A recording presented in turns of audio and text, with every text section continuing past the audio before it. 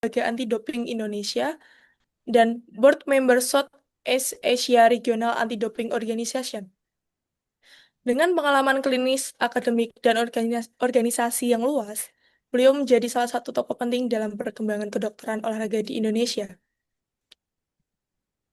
Baik, langsung saja mari kita sambut pemateri kita pada pagi hari ini, Bapak Dr. Zaini Kadafi Saragi, SPKO.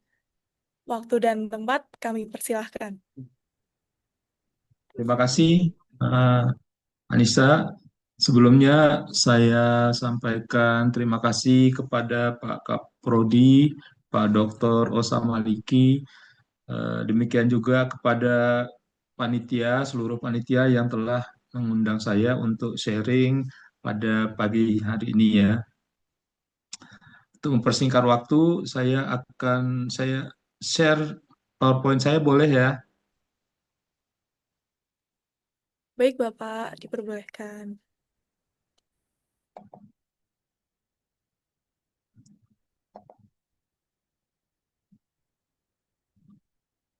Apakah sudah terlihat? Sudah, Bapak. Oke.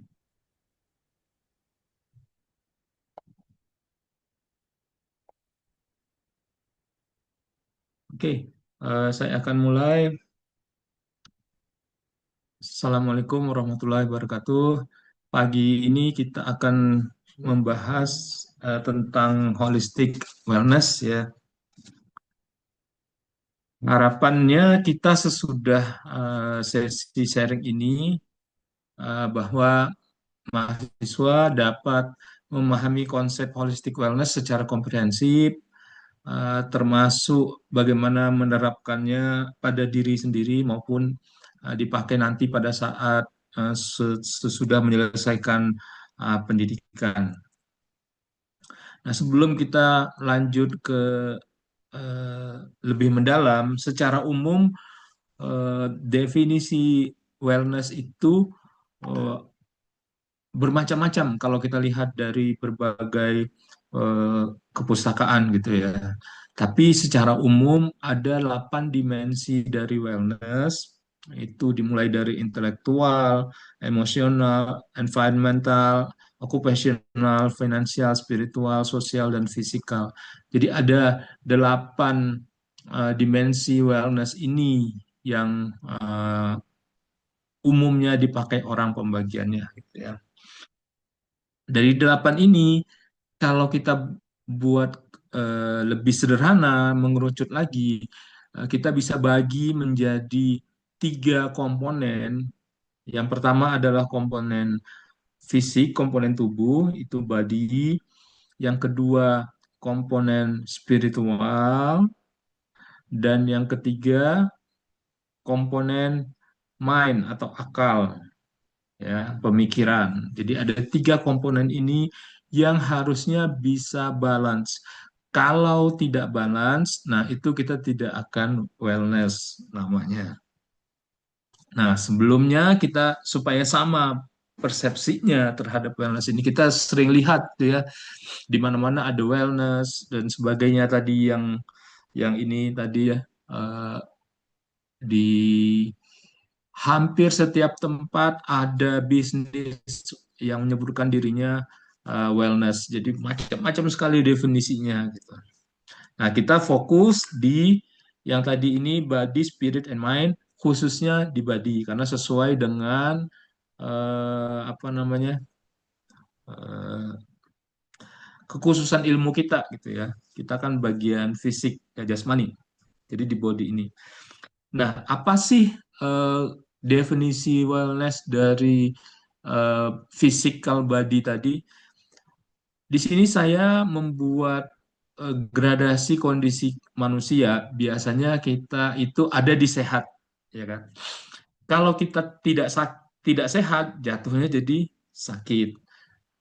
Nah, umumnya yang kita ketahui adalah sakit dan sehat. Kebanyakan orang pasti tahu itu. Kalau kita sakit, ya sakit, kita mungkin harus istirahat di rumah atau di rumah sakit. Sementara kalau sehat, kita melakukan aktivitas secara normal. Berdasarkan definisi, Eh, Sakit adalah kondisi gangguan kesehatan yang menyebabkan aktivitas kerja dan kegiatan kita sehari-hari terganggu. Ya, sehingga misalnya sakit gigi, ya itu termasuk sakit. Kenapa? Karena pada saat kita giginya sakit, aktivitas kita baik pekerjaan atau kehidupan sehari-hari itu jadi terganggu. Ya, sama lah kita tahu mau sakitnya ringan, mau sakitnya sedang, mau sakitnya berat, gitu ya. Itu eh, banyak peringkatnya juga sakit itu, gitu. Sementara kalau sehat, kita bisa cari definisinya adalah keadaan sejahtera dari badan, jiwa, dan sosial. Nah, di sini kita bisa lihat bahwa sehat itu bukan hanya badan sebetulnya, jiwa juga dan hubungan sosial juga. Ya, inilah makanya ada beberapa kondisi yang eh, bisa dikatakan dia tidak sehat, walaupun badan dan jiwanya sehat. Misalnya yang sosial ini ya, eh, perilaku kehidupan perilaku seksual eh, homo sejenis gitu. Itu kan mengganggu hubungan sosialnya, tidak sehat kita katakan. Jadi eh, perilaku homoseksualitas itu per definisi adalah penyakit, ya, karena definisi sehatnya seperti ini gitu ya. Nah, tapi ada kondisi lagi yang lain yang dia sehat tapi cenderung menjadi beresiko untuk sakit di masa depannya. Contohnya apa? Orang yang kegemukan. Orang yang kegemukan ini kan banyak di kita ya. Di Indonesia itu angka kegemukan itu overweight itu ada di kisaran sekitar 30% kurang lebihnya. Jadi setiap 3 orang ada satu kurang lebih yang kegemukan. Orang yang gemuk ini kalau diperiksa dia sehat, dia bisa melakukan aktivitas kerja, bisa melakukan aktivitas sehari-hari, nggak ada gangguan, gitu ya. Tapi masalahnya begitu dia gemuk, dia memiliki resiko penyakit yang bermacam-macam, yang belum datang sekarang, tapi mengancam dirinya eh, pada tahun-tahun berikutnya. Oke, nah itulah definisi kebugaran. Jadi, kondisi bugar adalah kondisi sehat, mampu melakukan sehari-hari, bisa dalam bentuk pekerjaan atau melakukan transportasi fisik tanpa kelelahan yang berarti. Dan ada persyaratannya lagi, memiliki semangat dan energi tambahan untuk menikmati waktu senggang. Ya, ini definisinya sangat-sangat luas. Sebagai contoh, misalnya dari hari Senin sampai hari Jumat, katakanlah kerjanya 5 hari, eh, orang tersebut bisa kerja seperti biasa, berangkat pagi. Kalau di Jakarta itu berangkat mungkin dari habis subuh, pulang sampai rumah udah jam 9 atau jam 10 gitu ya, kerja bisa. Tapi pada saat hari Sabtu, Minggu, dia sudah nggak bisa ngapa-ngapain, pinginnya istirahat saja di rumah, ya nggak ada waktu eh, rekreasi, eh, bukan karena nggak ada waktunya ya, tapi karena badannya merasa kelelahan sesudah 5 hari kerja. Jadi hari Sabtu Minggu dia nggak ada rekreasi keluar, tidak ada katakanlah bersama keluarga jalan-jalan ke pantai, ke taman, mancing dan sebagainya ya, dia kegiatan eh, rekreasional lah seperti itu ya. Nah, kondisi yang begitu sebetulnya sudah dikatakan dia tidak bugar. Jadi, kita-kita bisa menilai sendiri kondisi tubuh kita, apakah kita itu termasuk kelompok bugar atau kelompok yang tidak bugar. Kita masih sehat, tapi sudah tidak bugar gitu. Caranya adalah kita perhatikan di hari-hari Sabtu dan Minggu, hari libur, atau sesudah pulang kerja, kita masih ada energi enggak untuk melakukan hal-hal yang lain yang sifatnya rekreasional atau sifatnya bukan pekerjaan. Kalau itu sudah tidak ada energinya, kita sudah merasa exhausted, sudah merasa kelelahan, berarti kita sudah tidak bugar, gitu ya. Jadi saya harap eh, kita bisa membedakan dengan mudah mana yang dikatakan sakit, mana yang dikatakan sehat, mana yang dikatakan bugar. Ya, ada tiga kondisi ini.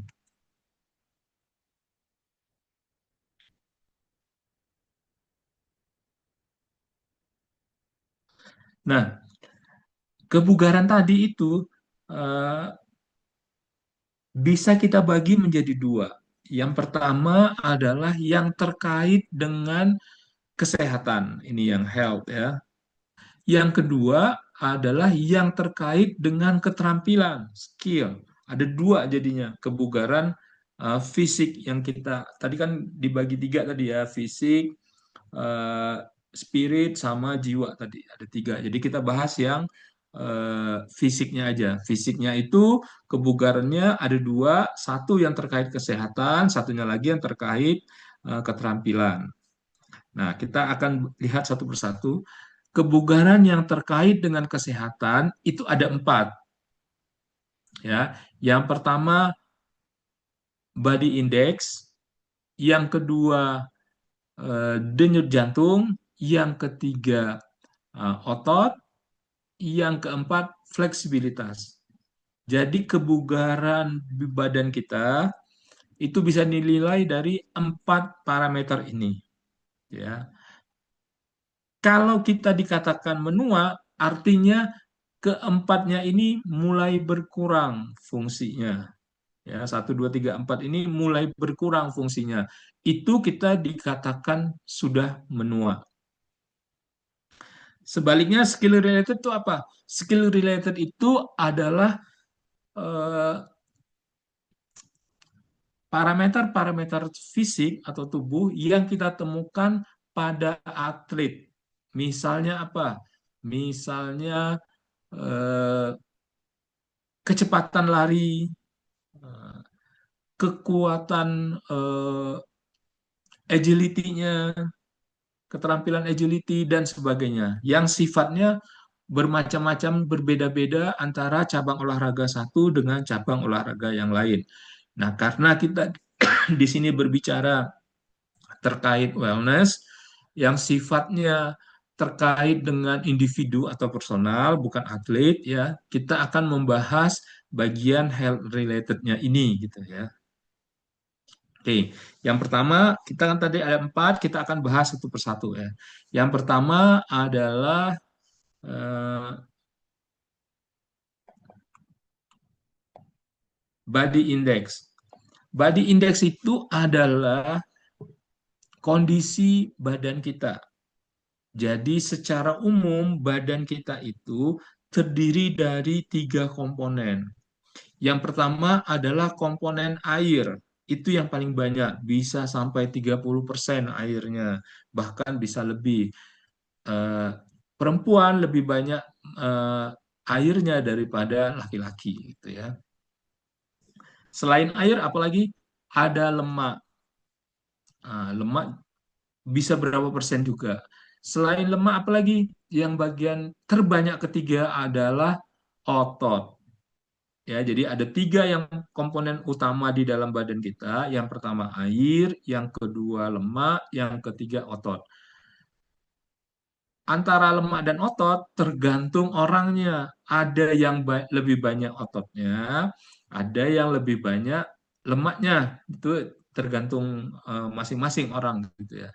Baru yang lain-lainnya, misalnya katakanlah tulang dan sebagainya, itu hanya bagian kecil dari badan kita. Kalau dibagi-bagi gitu ya badan kita ini. Nah, cara ngukurnya gimana?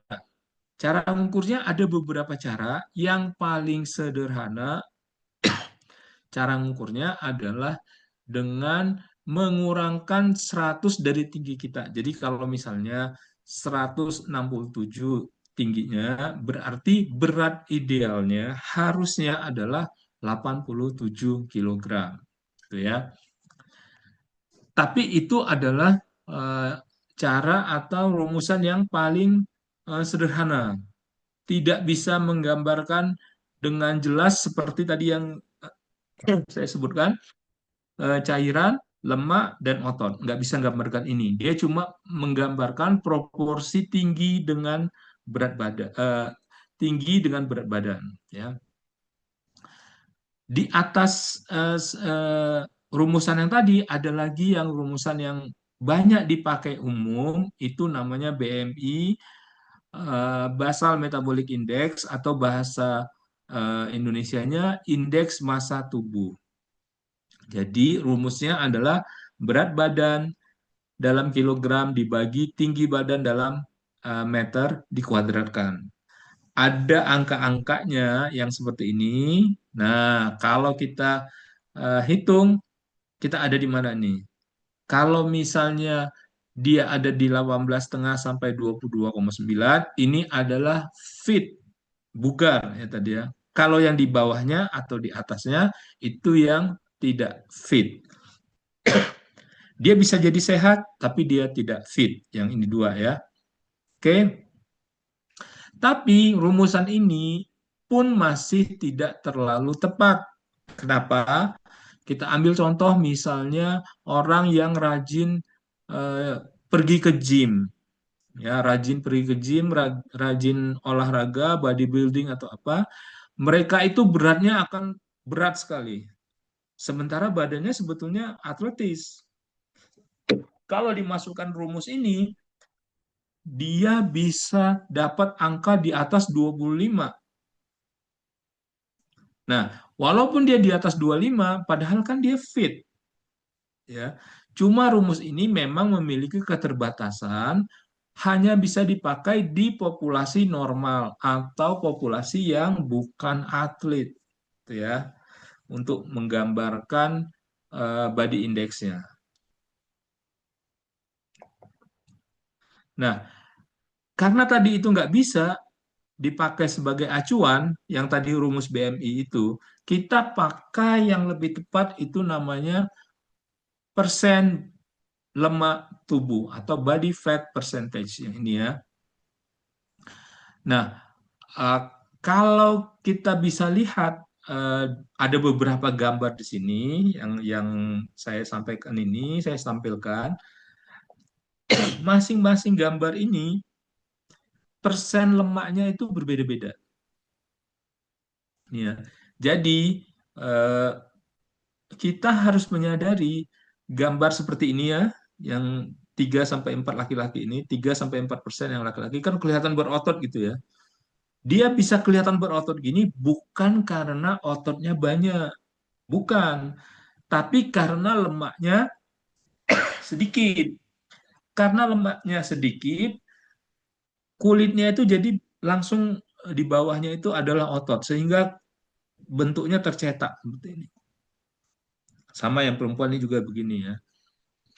Nah, kalau orang itu tidak kelihatan ototnya, contoh seperti yang paling kanan 9 sampai 10, bukan karena ototnya sedikit dibandingkan yang ini, bukan.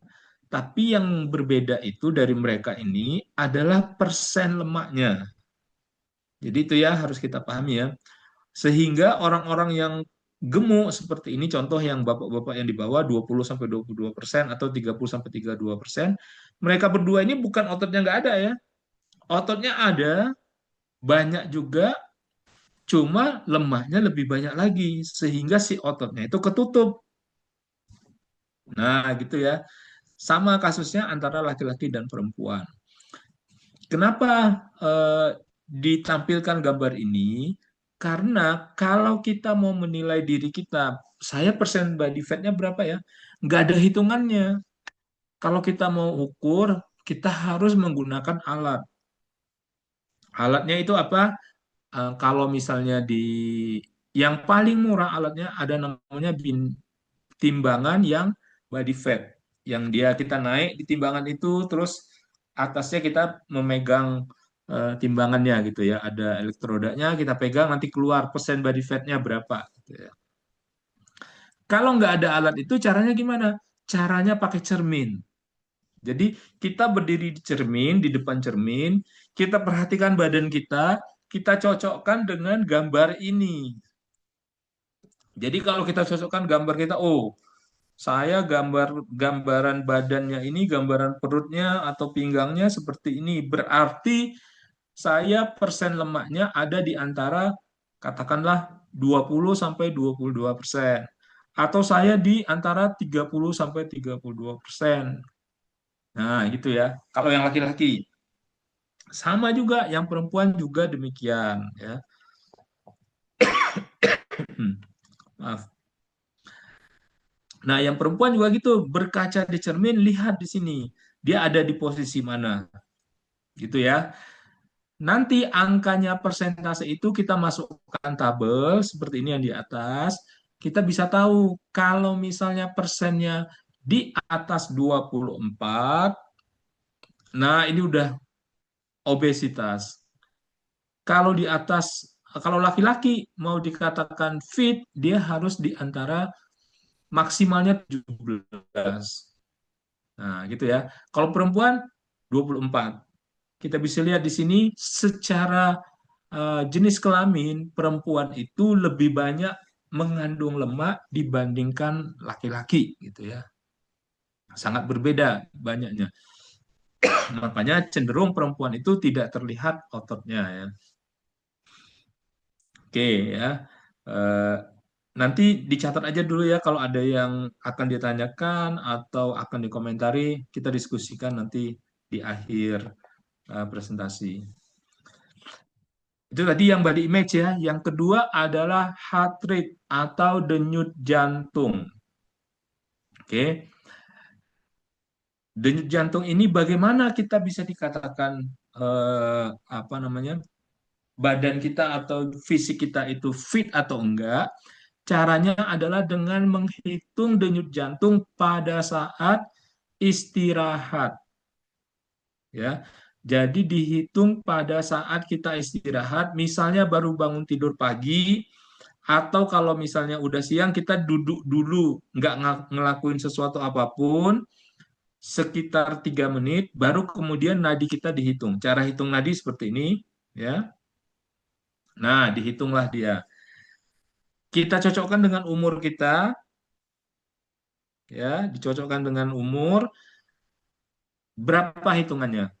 Eh,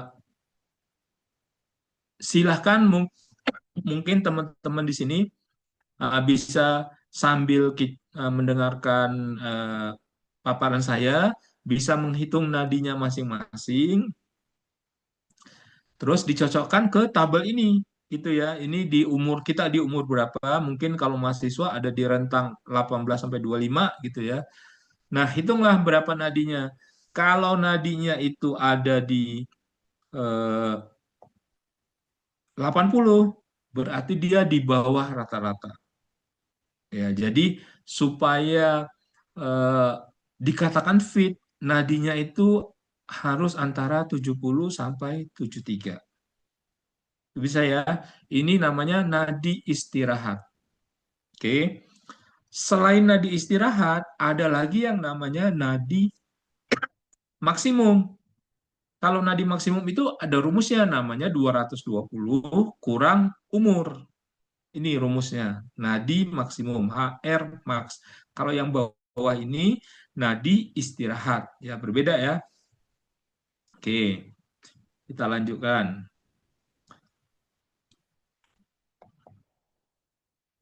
Nah, ini adalah cara kita melakukan olahraga dengan tujuan atau manfaat yang bisa berbeda-beda. Nih, tergantung persen dari nadi maksimumnya. Berapa persen? Ya. Kalau kita katakanlah misalnya lari, kita paling gampang lari lah gitu ya. Dari mulai paling rendah itu mungkin adalah jalan santai, itu ada di bawah ini yang biru ini. Biasanya heart rate maksimumnya, heart rate olah kitanya itu yang lagi aktivitas setengah dari heart rate maksimum. Kalau jalannya sudah lebih cepat, setengah lari, itu heart rate-nya bisa 70 sampai 80%. Kalau dia sudah lari, heart rate-nya bisa naik lagi. Dan kalau dia lari sprint, heart rate-nya bisa 90 sampai 100. Ya. Di sini yang perlu diperhatikan adalah kalau kita melakukan aktivitas olahraga atau apapun dengan heart rate yang paling tinggi ini akan beresiko mengancam terjadinya serangan jantung. Ya, jadi tidak disarankan untuk melakukan aktivitas apapun yang nadinya itu 90 sampai 100% dalam waktu yang lama. Kalau cuma 1 menit aman, ya. Kalau 1 menit aman. Oke. Nah, yang berikutnya adalah eh, kebugaran otot. Kebugaran otot itu ya karena otot kita itu banyak, pasti cara mengukurnya itu juga banyak. Ya. Yang paling sederhana cara mengukurnya adalah dengan eh, push up dan sit up. Ya, ada dua kegiatan. Kalau push up, silahkan dilakukan dalam 1 menit bisa berapa lama. Ya, satu menit push up bisa berapa kali, bukan berapa lama, berapa kali gitu ya. Contohnya lagi, misalnya umurnya berapa? Umurnya sebagai mahasiswa itu antara 20 sampai 29. Laki-laki perempuan, laki-laki ini ya. Berarti kita pakai kolom yang ini. Kalau misalnya dia bisa push up sebanyak 20 kali, berarti dia di sini berarti kemampuan ototnya, kebugaran ototnya adalah rata-rata. Kalau rata-rata itu termasuk fit. Tapi kalau dia hanya bisa 10 kali, berarti dia sangat tidak fit. Sini ya, poor. Oke. Yang perempuan juga begitu sama. Oke. Nah, tes kedua adalah dengan sit up, tinggal hitung juga. Bandingkan di umurnya laki-laki atau perempuan. Oke. Komponen kebugaran yang ketiga, yang keempat adalah flexibility. Cara tesnya adalah seperti ini. Ada dua cara tes. Yang pertama dengan menyentuh lantai. Kalau dia bisa menyentuh, ini bagus. Kalau dia tidak bisa menyentuh dan jaraknya dengan lantai itu lebih dari 10 cm, nah ini artinya dia tidak memiliki kebugaran fleksibilitas. Atau bisa juga untuk ngetes yang tangan seperti ini. Kalau dia kurang dari 5 cm, eh, ininya jarak yang kanan dengan yang kiri itu bagus, tapi kalau lebih dari 5 cm itu tidak bagus, ya. Oke, sampai situ berarti kita sudah memahami bahwa tadi kebugaran jasmani atau kebugaran fisik itu bisa diukur dengan 4 parameter ini, ya. Pertama, indeks tubuh, body index. Yang kedua dengan denyut jantung. Yang ketiga dengan tes muscle tadi. Yang keempat dengan flexibility. Oke.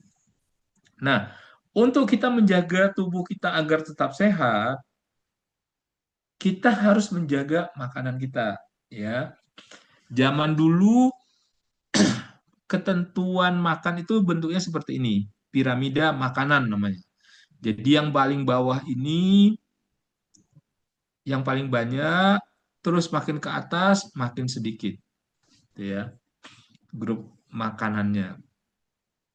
Tapi sekarang karena begini itu agak lebih susah untuk diterapkan, orang membuat rumusan baru yaitu dengan healthy eating plate seperti ini. Jadi setiap makan usahakan sayurannya itu lebih dari seperempat, bisa 30%. eh, Karbohidratnya nasi dan sebagainya itu seperempatnya, proteinnya atau ikannya itu seperempatnya, dan ada buah yang sekitar 15 sampai 20%. Nah, dari makanan sehat ini yang paling susah kita dapatkan itu adalah proteinnya sebanyak seperempat. Kenapa? Karena protein ini cenderung harganya itu lebih mahal.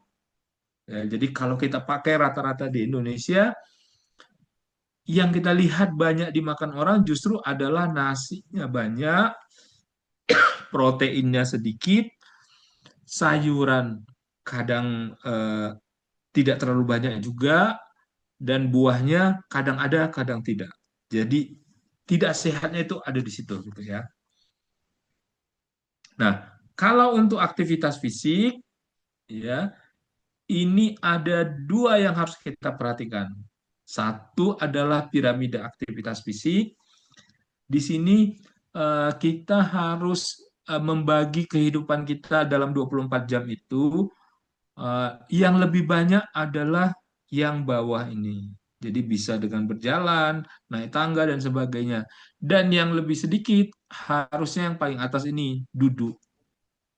Ya, usahakan jangan duduk eh, lebih dari 2 jam. Dalam 2 jam itu kita harus melakukan aktivitas apapun, bergerak gitu. Oke, ini ya. Nah, kalau rekomendasi aktivitas fisiknya seperti ini. Ini udah berlaku internasional lah seluruh dunia ya. Rekomendasi aktivitas fisiknya 30 menit ya, intensitas sedang setiap hari selama 5 hari dalam 1 minggu. Atau kalau dihitung total per minggunya, 30 kali 5, 150 menit per minggu. Lama nggak ini? Tidak lama sama sekali. Ini sangat sebentar sebetulnya ya. Sementara untuk olahraganya apa? Untuk olahraganya hanya sedikit.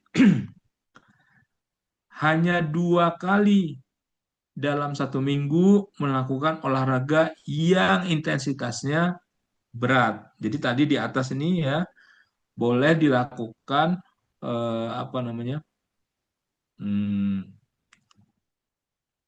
lima lima kali 5 kali dalam 1 minggu, atau 3 kali tapi intensitasnya ditinggiin gitu ya. Nah, kalau yang bawah ini yang aktivitas-aktivitas yang kita katakan olahraga lah gitu ya. Nah, tapi stretching itu harus dilakukan setiap hari. Ya, saya yakin teman-teman di sini, adik-adik mahasiswa ini pasti tahulah stretchingnya itu seperti apa gitu ya. Ini tadi saya ulang lagi ini ya. Nah, kurang lebih kalau disimpulkan dalam FITT, jadi kalau kita mau tahu kegiatan aktivitas fisik kita itu adalah dibagi dalam 4 hal ini: frekuensi, intensitas, waktunya, dan tipenya.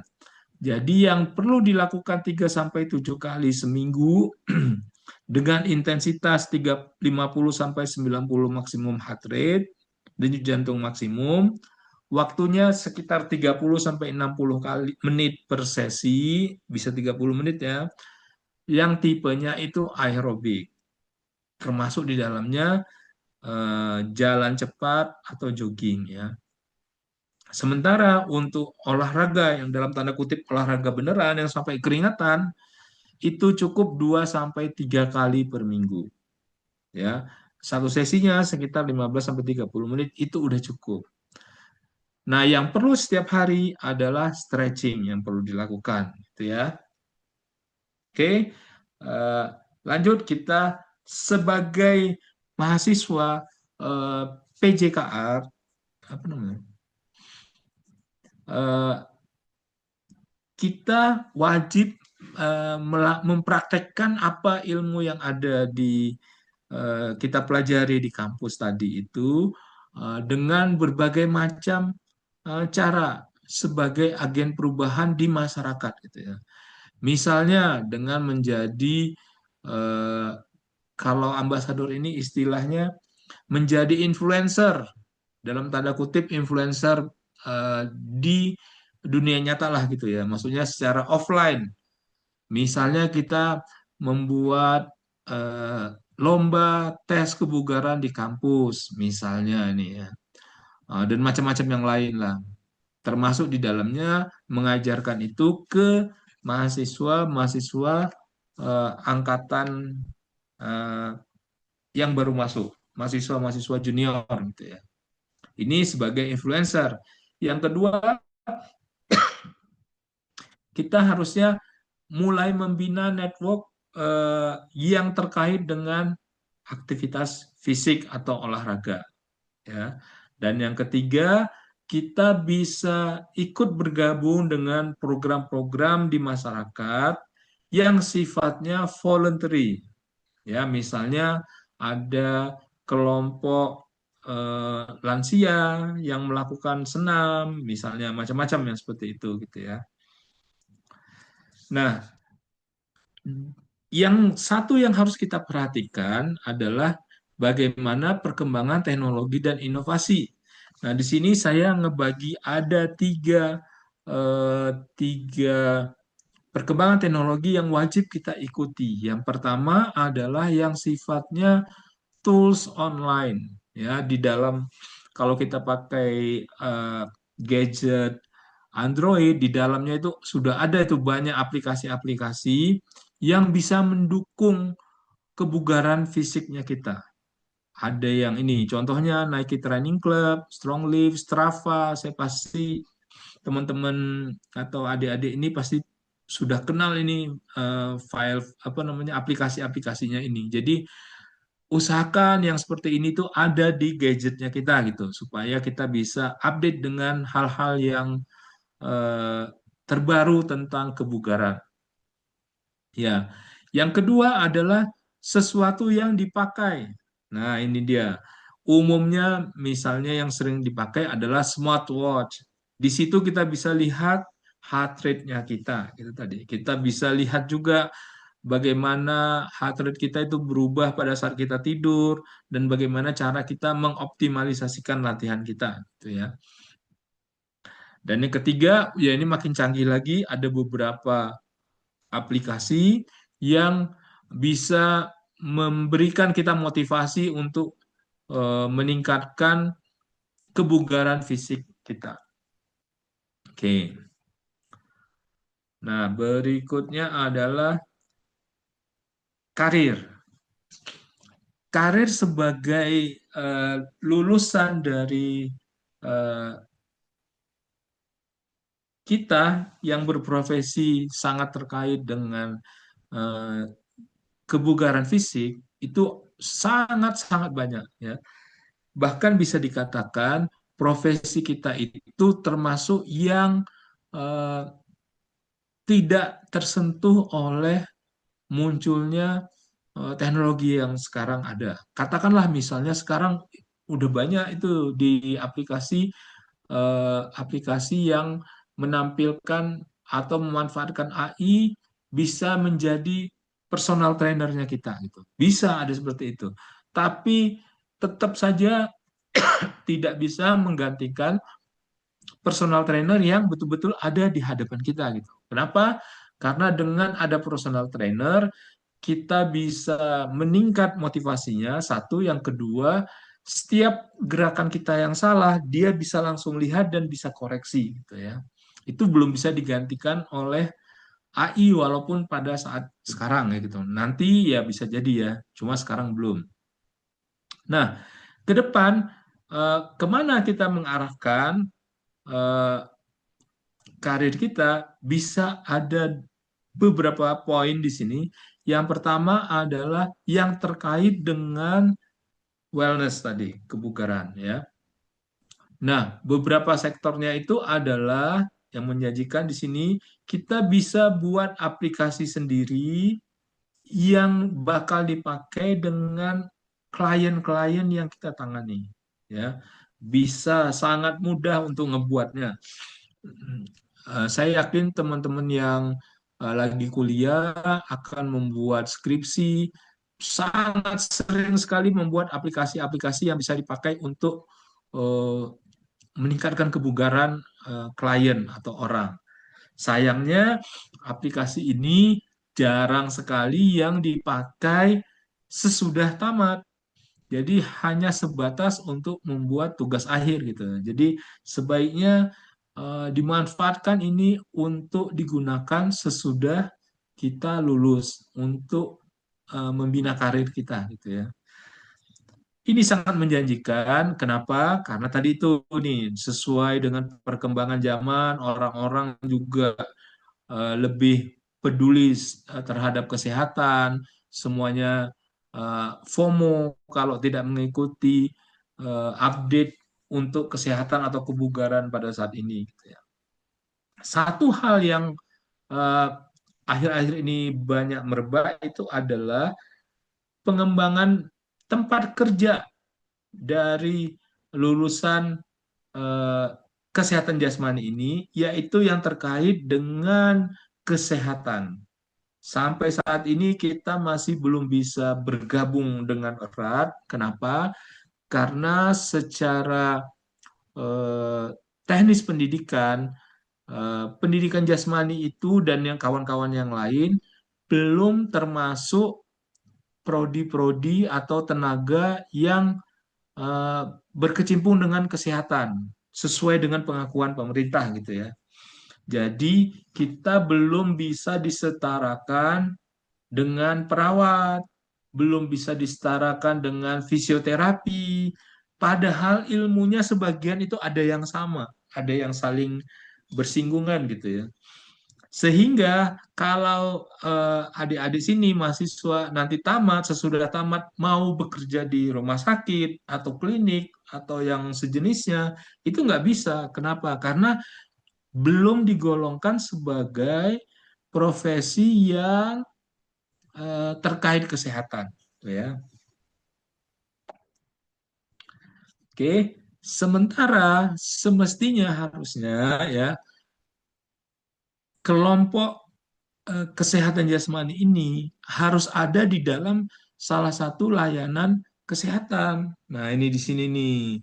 Dan di sini nih, kalau misalnya kita lihat ya tadi orang yang eh, kelihatannya sehat, padahal sebetulnya dia tidak bugar. Kalau tidak bugar, ujungnya apa? Ujungnya dia akan sakit.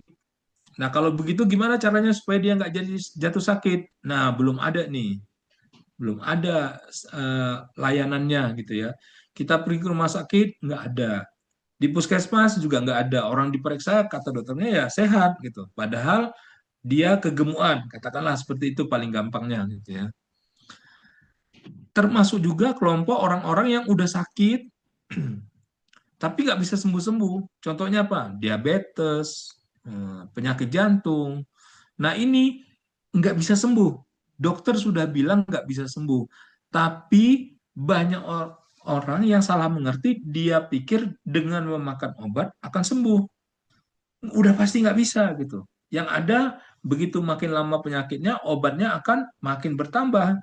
Bisa dosisnya bertambah, miligramnya, bisa jenis obatnya harus bertambah. Kenapa? Nggak ada untuk upaya pengembalian kondisinya supaya jadi sehat seperti semula. Nih, nggak ada nih. Harusnya kita itu ada di sini. Ya. Nah, eh, yang terakhir ini adalah entrepreneurship. Maksudnya adalah saya informasikan ke teman-teman sini, saya berikan motivasi bahwa dengan perkembangan yang zaman sekarang yang seperti ini, eh, kita-kita yang lulus dari jurusan kesehatan keolahragaan jasmani gitu ya, kita bisa tidak perlu bekerja sama orang, tapi kita bisa bekerja sendiri. Dengan cara apa? Dengan cara yang banyak sekali jenisnya. Ini ada saya sebut beberapa macam jenisnya ini ya. Contoh yang tadi saya sampaikan, kita bisa tahu di masyarakat kita eh, banyak orang-orang tua yang punya penyakit, katakanlah osteoporosis. Nah, mereka ini harus dalam kehidupannya terapinya itu rutin berolahraga tertentu cara olahraganya untuk mencegah osteoporosisnya. Nah, itu kita bisa melakukan bisnis one on one coaching misalnya atau grup coaching misalnya. Orang-orang yang sakit diabetes mau olahraga, kalau dia olahraga sendiri belum tentu dia berani. Orang-orang yang baru operasi jantung sama juga belum tentu dia berani olahraga kalau tidak ada pendampingnya, gitu ya. Jadi eh, di mindset kita harus ada opsi atau pilihan sesudah tamat. Oh iya, kita bisa selain kita kerja di perusahaan atau di mana, kita bisa juga saya mau berwira swasta. Dengan apa? Dengan apa namanya? Layanan wellness yang tadi itu. Gitu ya. Ada banyak di sini ya. Silahkan nanti dibaca.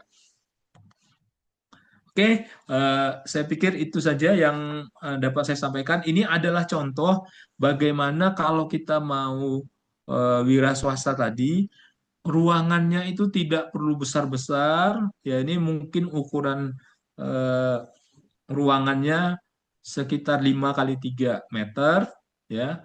Alatnya juga modelnya nggak terlalu besar, paling yang paling mahal ini apa namanya treadmillnya aja, yang lain-lain nggak terlalu mahal. Nah, dengan begini kita bisa buka di rumah kita atau di ruangan kita itu. Jelek ini dibuka eh, layanan pusat kebugaran berorientasi kesehatan. Katakan misalnya seperti itu ya. Jadi nanti orang-orang yang punya masalah kesehatan, misalnya orang diabetes, orang sakit jantung, orang darah tinggi, dia nggak berani olahraga, dia bisa datang ke tempat kita dan kita bisa pandu mereka olahraga supaya tidak memberikan resiko. Ya, mungkin itu saja. Saya kembalikan ke moderator untuk kita lanjutkan dengan diskusi. Terima kasih banyak kepada Bapak Dr. Zaini Kadafi Saragi, SPKO, atas pemaparan materi yang begitu menarik. Hadirin sekalian, kita akan memasuki sesi tanya jawab. Pada sesi ini, peserta dipersilakan untuk menyampaikan pertanyaan terkait materi holistic wellness ataupun topik kebugaran jasmani yang telah dipaparkan oleh pemateri kita. Dan untuk teknisnya, peserta dapat menggunakan fitur raise hand jika ingin bertanya langsung, atau peserta juga dapat bisa menuliskan pertanyaan di kolom chat yang nanti akan saya bacakan.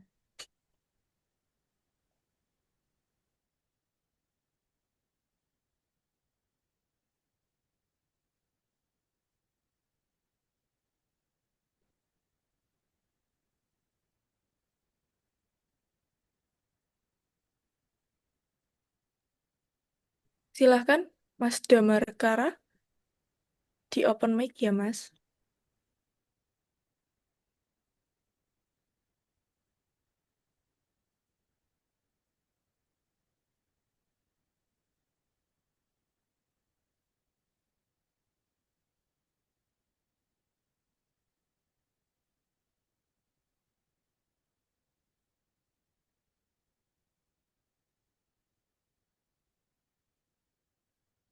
Ya, silakan Mas siapa nih? Damar Kara.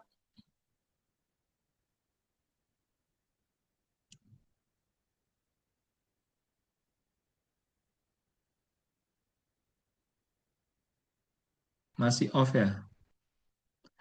Ini dari chat Mbak Anissa boleh ya? Boleh Bapak izin Ya, membacakan ya Bapak. Ini ya, heeh. dari Arfik Ar-Rahman. Ini Bapak Ya, ada pertanyaan, saran untuk anak kos Bapak yang makannya tidak teratur. Kemudian ya, solusinya bagaimana? ya. Jadi untuk makanan tadi kan kita sudah lihat tadi ya bagaimana cara makan yang bagus itu ada komponennya tuh ya nasi, terus apa lagi namanya protein. Protein itu bisa paling murah protein itu apa? Ayo, ada yang tahu nggak? Paling murah protein adanya di Indonesia, yaitu tempe. Yaitu adalah protein termurah di dunia. Bagus mana tempe atau tahu? Lebih bagus tempe. Ya, kalau tahu kan masih ada banyak ya, ada di China, Jepang, macam-macam itu masih ada tahu. Kalau tempe itu aja adanya hanya di Indonesia. Tempe, apa satunya lagi tuh yang mirip tempe? Oncom, yang jenis-jenis seperti itu. Kenapa itu banyak? Karena dia diolah dengan cara fermentasi tadi. Gizinya banyak sekali proteinnya gitu ya. Jadi dari pertanyaan ini kan ditanya makan tidak teratur ya. Jadi yang ingin saya sampaikan adalah usahakanlah makan teratur. Jadi walaupun kita anak kos, malah makin anak kos sebetulnya makin bisa untuk membuat makan kita tidak teratur. Maksudnya seperti apa? Makanlah hanya pada saat jam makan. Kalau tidak jam makan, jangan ngemil ya. Jadi misalnya apa? Kita makan makan siang, makan malam, makan pagi misalnya ya. Kalau teman-teman mahasiswa di sini memperhatikan ada istilahnya intermittent fasting ya. Intermittent fasting itu adalah salah satu cara membuat makan menjadi teratur ya. Bagaimana cara membuat teratur kalau tadi ditanyakan adalah dengan intermittent fasting. Bagaimana rupanya intermittent fasting itu? Intermittent fasting itu adalah eh, sama seperti bulan puasa Ramadan. Ya, bulan puasa Ramadan kita makannya teratur nggak? Teratur. Kita makannya satu menjelang subuh pagi, ya beberapa menit sebelum subuh. Terus kita makan lagi sesudah maghrib, berapa menit sudah maghrib. Terus di antaranya itu mungkin jam 9 jam 10 kita makan lagi. Ada yang makan, ada yang enggak. Nah, itu kita makan sangat-sangat teratur. Kenapa itu bisa? Kenapa pada saat yang hari biasa nggak bisa gitu ya? Itu kan jadi dibalikkan ke kitanya gitu. Kalau teman-teman ini bisa membuat makan teratur, nah apa yang dimakan, banyaknya makanan itu bisa hilang pengaruhnya kalau kita makannya teratur. Kenapa? Karena dengan makan teratur, kita bisa mengatur hormonal tubuh kita sehingga yang dimakan tadi betul-betul bisa menjadi protein, jadi dagingnya kita gitu. Bukan jadi lemak dia. Kebanyakan yang salah, praktek yang salah ini saya ceritain, adalah yang makannya sedikit-sedikit tapi terus-menerus. Misalnya, dia sarapan pagi jam 7 atau jam 8, nanti jam 10 dia udah ada coffee break, ada jajanan snack, jam 12 makan lagi, terus jam 3 makan lagi, maghrib makan lagi, jam 9 makan lagi. Nah, itu yang buat berbahaya sekali. Walaupun yang dimakan sedikit, ya. Walaupun yang dimakan sedikit itu tidak bagus, ya. Jadi, bagus sekali pertanyaannya. Yang utama perlu kita atur itu adalah eh, timing makannya. Oke, Oke. mungkin menjawab itu ya. Baik, Bapak. Terima kasih atas tanggapannya. Kemudian dilanjutkan dengan pertanyaan yang kedua. Kok pakai ini sih? Mas Damar Karas, Tes. apakah sudah Halo, bisa siap? Silakan, halo Mas Damar Karas. ada suara saya di sana. Ada, Mas. Ada, dengar. Oke, Halo, baik izin izin bertanya. izin menanyakan kepada pemateri.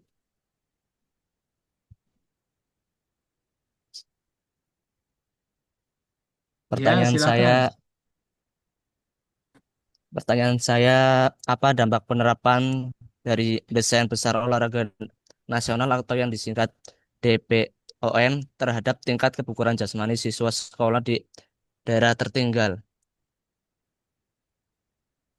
Apa manfaatnya DBON Baik, terhadap saya ulangi pertanyaannya, ya? Bapak. Hmm. Apa dampak penerapan desain besar olahraga nasional atau yang disingkat DBON terhadap tingkat kebugaran jasmani siswa sekolah di daerah tertinggal? Oke, kenapa mesti pertanyaan daerah tertinggal? Kenapa nggak di seluruh daerah aja gitu ya? Oke, eh, atau malah ini apa namanya? Secara keseluruhan lah masyarakat gitu ya. Kalau saya bilang ini secara ini ya, secara personal ya. Jawaban saya ini jawaban personal ya. Eh, tidak terlalu besar dampaknya saat ini. Kenapa? Karena DBON-nya kita nggak melihat jelas bagaimana terapan DBON. Kalian ada melihat nggak Bisa. DBON itu diterapkan di daerah-daerah atau di pusat juga? Nggak ada, nggak kelihatan eh, seperti apa DBON-nya. Ya, DBON itu akan bagus secara konsep kalau bisa diterapkan dan penerapannya itu dari daerah, mau dia daerah terpencil, mau dia daerah tidak terpencil, yang penting dia diterapkan. Nah, masalahnya sekarang ini kan tidak diterapkan DBON-nya. Kenapa saya katakan tidak diterapkan? Karena nggak ada kelihatan di mana-mana, bahkan di Jakarta pun tidak kelihatan yang di DBON itu. Apa sih yang kelihatannya? Harusnya kalau misalnya DBON itu dipraktekkan dengan benar, itu akan ada datanya. Datanya, misalnya cabang olahraga apa? Eh, Katakanlah sepak bola. Sepak bola ini harus, kalau dia masuk DBON, itu bentuknya harus berbentuk piramid, dan jumlah yang terlibat dalam olahraga itu akan kelihatan ini segini, yang paling bawah, level bawah, yang dari usia anak sekolah terlibat dengan ini berapa jam dan sebagainya. Itu nggak ada sampai sekarang ya. Jadi desainnya sendiri, DBON sendiri udah bagus, tapi penerapannya, kenapa itu susah? Karena itu harus terkait dengan lintas, apa istilahnya ya, lintas sektor yang berperan. Tidak bisa hanya dari pendidikan saja, tidak bisa hanya dari olahraga saja. DBON dibuat dari Kementerian Olahraga. Tapi pada saat penerapannya, apakah ada dari Kementerian Pendidikan mensinkronkan program? Belum ada sampai sekarang gitu ya. Jadi dapat dikatakan kalau menurut versi saya personal, belum ada dampak sama sekali. Jangankan di daerah terpencil ya, di daerah yang non terpencil, di kota besar pun nggak kelihatan dampaknya. Mungkin demikian ya. Jadi kalau ditanya lagi, bagaimana caranya supaya berdampak? Ya jalankan DBON-nya, diterapkan betul-betul gitu ya. Dan itu harus saling terkait. Tadi Kementerian Keolahragaan, apa turunannya di daerah, Kementerian Pendidikan, Dinas Pendidikan. Nah, lakukanlah koordinasi sehingga ini berjalan. Kebanyakan, kalau kita lihat di sekolah, kebanyakan yang diajarkan itu adalah ilmu olahraganya. Dari SD, SMP, SMA itu yang diajarin ilmu olahraganya. Jarang sekali yang diajarkan bagaimana si murid itu berolahraga. Ya, kebanyakan ilmunya yang diajarin, bukan olahraganya. Oke, demikian. Baik, Bapak. Baik, terima kasih Pak atas jawabannya. Ya, Izin melanjutkan pertanyaan, Bapak. boleh. Ini dari kolom chat dari Muhammad Busro. Eh, tentang pentingnya medical check up dan program cek kesehatan gratis itu kapan waktunya, Bapak? Yang terbaik, kapan waktu terbaiknya? Maksudnya kapan waktu terbaik itu, pagi, siang, sore, atau maksudnya Eh, umur berapa atau apa? ya, jadi dari medical check up dan cek program cek kesehatan gratis itu waktu terbaiknya itu di umur berapa atau mungkin dalam 1 tahun sekali atau 6 bulan sekali seperti itu, Bapak? Ya tergantung ini ya, umurnya kita gitu ya. Umur kita itu di umur berapa? Nah, dari Kementerian Kesehatan itu kan dibuat 1 tahun sekali, benar nggak? Pada saat kita ulang tahun, ya kan? Nah, itu udah jauh-jauh sangat bagus gitu. Pada saat kita melakukan medical check up setahun sekali, ya. Eh, tapi medical check up saja tidak cukup. Tadi kan saya udah di presentasi saya sudah ditulis ya. Sesudah medical check up harus ada tes kebugaran. Ya, Karena apa? Karena tadi banyak kondisi yang kalau medical check up dia sehat. Misalnya nih, kalian pergi nanti medical check up eh, sehat. Nah, sehatnya itu eh, nggak kelihatan dalam laboratorium atau dalam pemeriksaan dokter. Tapi pada saat diukur kebugarannya, misalnya kita suruh dia push up, ternyata push up-nya cuma 10 kali. Nah, kalau dia push up-nya 10 kali, artinya apa? Artinya otot-ototnya itu sudah tidak bugar. Kalau ototnya tidak tidak bugar, tidak baik, berarti dia cenderung akan menjadi eh, berpenyakit dalam waktu beberapa Tapi tahun kuat untuk berikutnya. apa dia Tuh ini? ya. Kan untuk Nah, apa ini? itu ya. Sayap. Tapi dari medical check-up yang dilakukan secara gratis oleh Kemenkes itu, tahu nggak ada berapa penyakit yang bermasalah paling besar? Ayo, siapa yang tadi yang nanya? Eh, Muhammad Busro ya. Tahu nggak Busro dari medical check-up gratis yang dilakukan, kan udah banyak itu, udah berapa ratus, udah berapa puluh juta kalau nggak salah saya datanya ya. Tahu nggak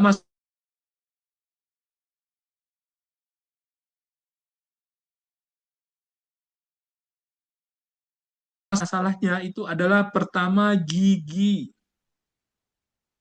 ya masalah gigi itu paling banyak. Terus yang kedua masalah terbesar itu apa?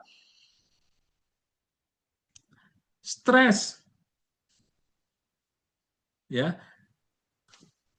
Ah, siapa nih udah jawab? Ya, kalau hipertensi itu penyakitnya. Ini masalah medical check-up-nya. Itu kan udah sakit. Nah, yang keduanya lagi, yang ketiga lagi itu apa? Aktivitas fisik kurang. Tiga yang paling banyak itu. Tiga yang paling banyak. Oke ya. Hipertensi itu kalau udah sakit. Kalau udah sakit ya itu dia termasuk paling banyak hipertensi, obesitas. Tapi orang obesitas itu, apakah dia ujuk-ujuk jadi obesitas? Kan enggak. Orang hipertensi ujuk-ujuk jadi hipertensi, enggak bisa juga. Dia harus ada tahapnya. Tahapnya itu bisa 5 tahun atau 10 tahun. Tapi selama tahap itu dia nggak ketahuan nih. Ya kan, misalnya diukur ininya, Tidak kene dia belum gigi. hipertensi, tapi dia sudah obesitas, sudah overweight, belum obesitas, sudah overweight. Nah, ini yang nanti eh, 5 tahun lagi atau 10 tahun lagi jadi penyakit, gitu ya. Jadi tiga paling besar yang paling banyak dari medical check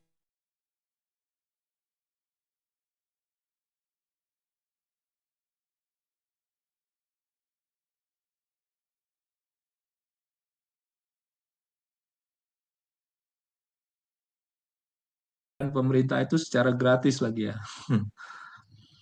Oke, mudah-mudahan menjawab ya.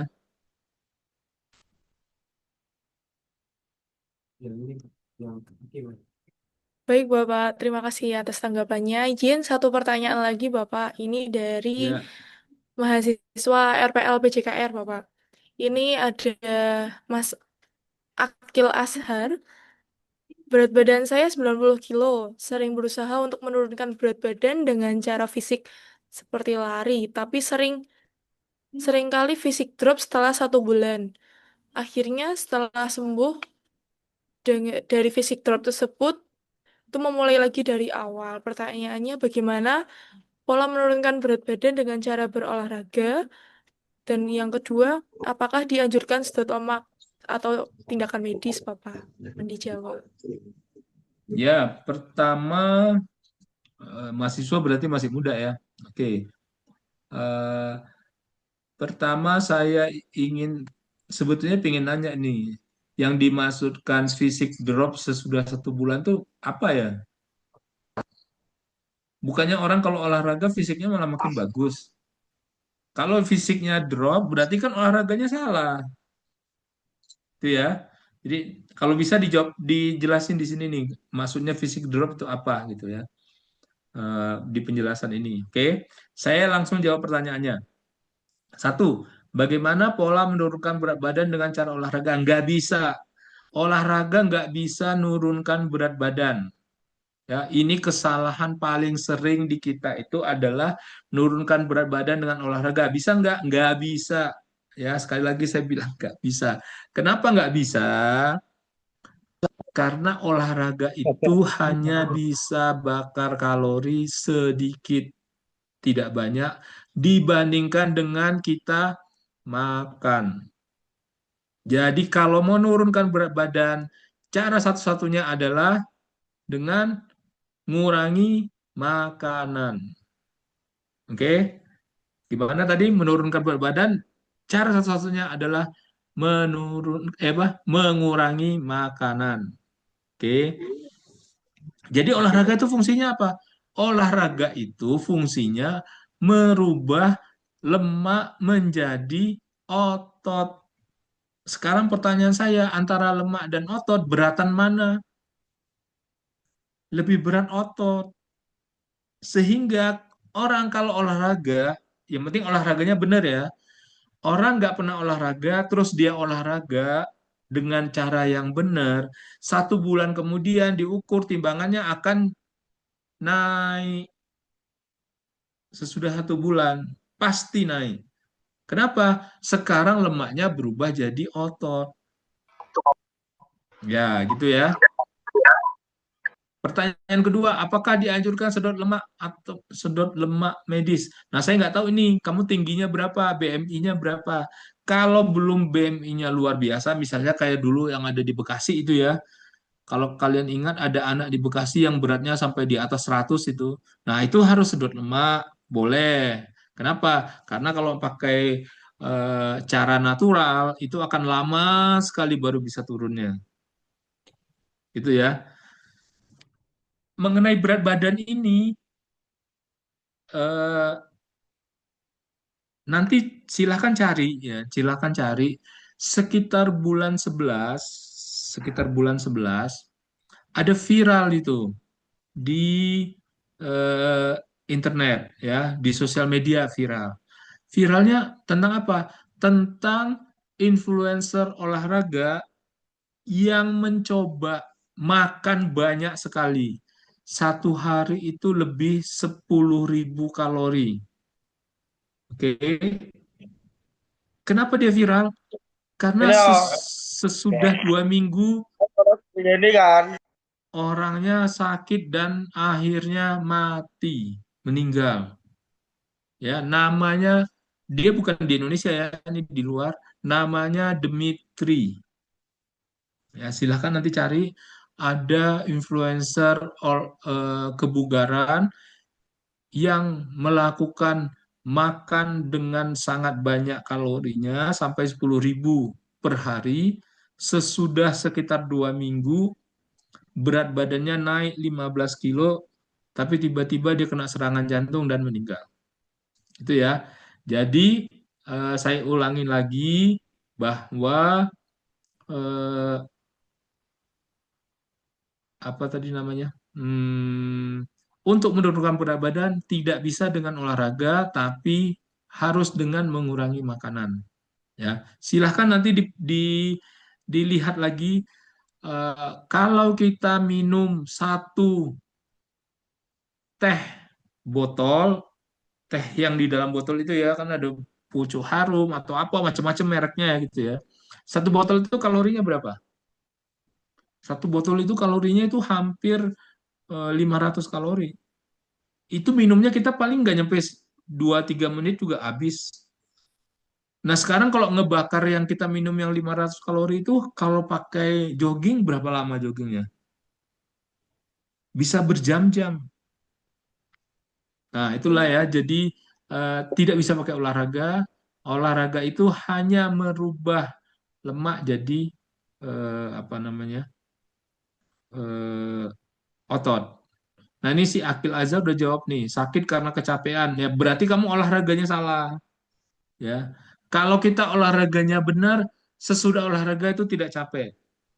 Nah, bagaimana cara olahraga yang benar? Dengan memperhatikan tadi heart rate yang tadi saya sebutin. Kalau kita mau latihan, tidak boleh intensitas tinggi dalam waktu lama. Karena kalau kita intensitas tinggi dalam waktu lama, yang ada ujung-ujungnya jantung kita itu bermasalah, plus hati kita juga bermasalah, ya. Kalau misalnya Akil Azhar ini tadi nyebutin saya olahraganya udah bagus dan sebagainya, nah berarti harus check up dulu hatinya, levernya. Bagus enggak levernya? Kalau levernya bagus, eh, berarti ya udah perbaiki latihannya. Coba tanya ke dosen.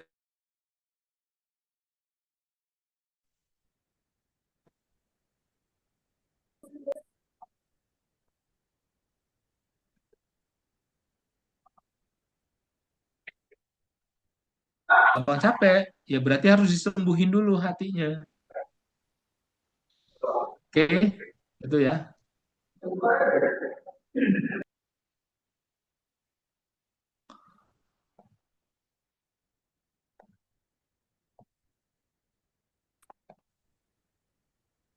Oke, ada yang lain? Izin Bapak, ini ada pertanyaan paling terakhir Bapak. Ya, Dari Tiara Ayu Sari, ini izin bertanya Bapak, sebelum sarapan, Mbak Tiara ini pernah makan pedas. Pada saat itu hormon sedang naik, apakah itu berbahaya bagi kesehatan? Lalu apa yang akan terjadi saat tua nanti? Akan mengakibatkan penyakit apa Bapak? Mohon dijawab. Terima kasih. yang juga kurang jelas ya. Misalnya seperti ini, apa namanya, sebelum sarapan pernah makan pedas, ya.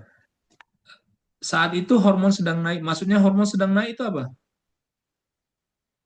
Hormon apa yang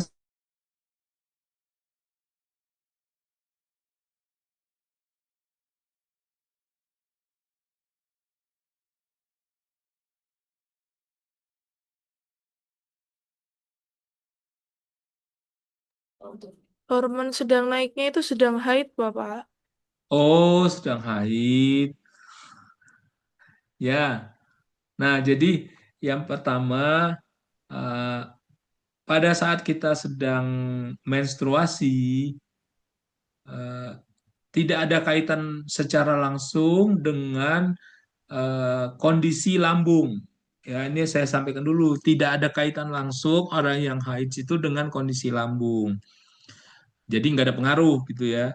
Tapi orang haid itu terkait langsung dengan suasana fisik badan kita gitu. Misalnya begitu kita haid, karena darahnya banyak yang keluar, ada yang keluar, berarti tekanan darahnya akan turun, heart rate-nya akan naik, badannya kemungkinan akan lemas dan sebagainya. Tapi tidak ada kaitan dengan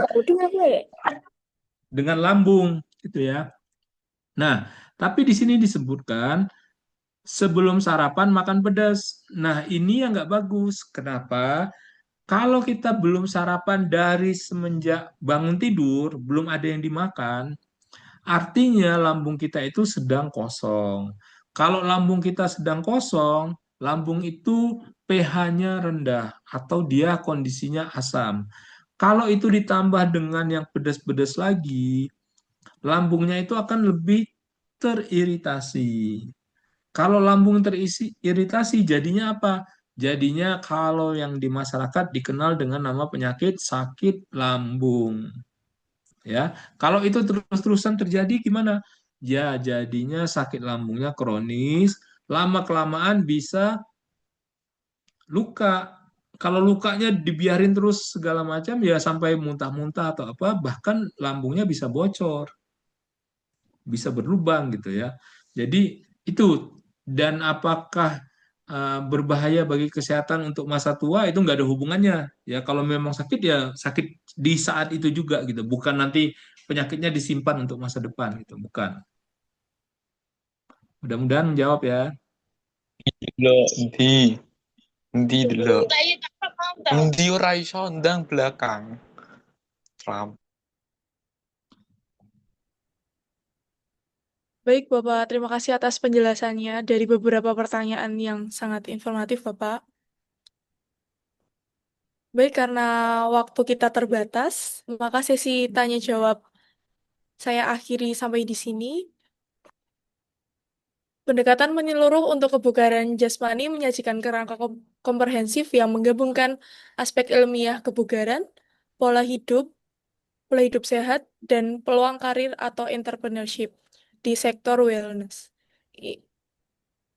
Kebugaran bukan hanya ketidakadaan penyakit saja, melainkan kesejahteraan fisik, mental, sosial yang bisa diukur dengan body index, heart rate, kekuatan otot, fleksibilitas, serta yang bisa diterapkan melalui pola makan sehat, aktivitas rutin, postur, dan pemulihan yang baik.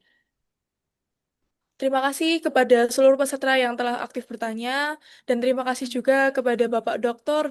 Zaini Kadafi Saragi SPKO atas jawaban dan pemaparannya pada pagi hari ini.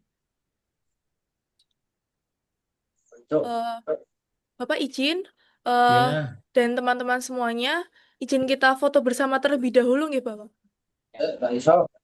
Untuk seluruh peserta bisa on cam terlebih dahulu. nanti materinya saya kirim supaya bisa di-share ya. Siap Bapak. Kalau ada pertanyaan silakan, ada nomor WA dan email saya ya. Oke, persiapan teman-teman dan 1, 2, 3.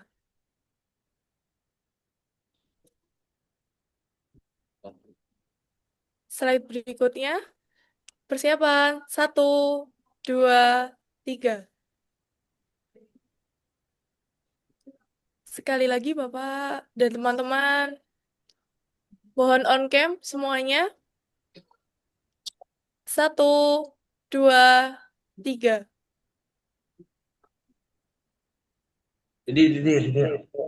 Iya, Tasya.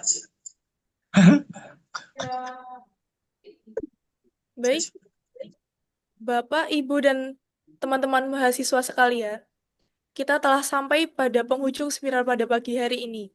Semoga ilmu yang disampaikan oleh pemateri dapat bermanfaat serta menjadi dasar bagi kita untuk membangun kebugaran jasmani yang lebih baik melalui pendekatan holistic wellness. Terima kasih kepada Bapak pemateri kita pada pagi hari ini, Bapak Dr. Zaini Kadafi Saragi SPKO. Terima kasih juga kepada panitia penyelenggara dan terima kasih kepada seluruh peserta seminar yang telah mengikuti kegiatan seminar pada pagi hari ini. Saya selaku moderator, mohon maaf apabila terdapat kekurangan dalam memandu kegiatan pada pagi hari ini. Akhir kata, wassalamualaikum warahmatullahi wabarakatuh.